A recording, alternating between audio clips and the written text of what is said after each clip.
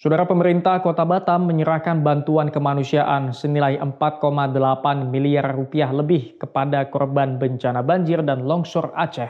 Dana itu berasal dari sumbangan pemerintah dan donasi warga Kota Batam.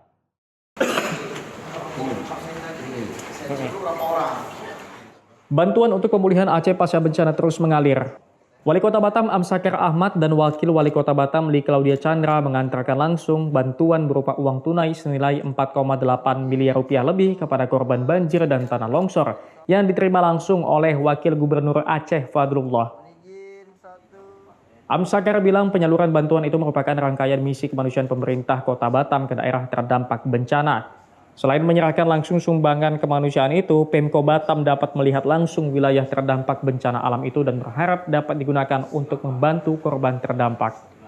Sama Forkopimda Provinsi dan Kota Batam menyampaikan salam duka kepada Bapak Wakil Gubernur.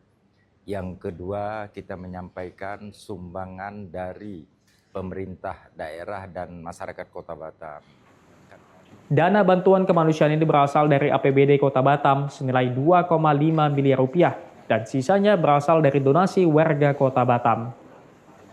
Mustajab, Kompas TV, Banda Aceh, Aceh.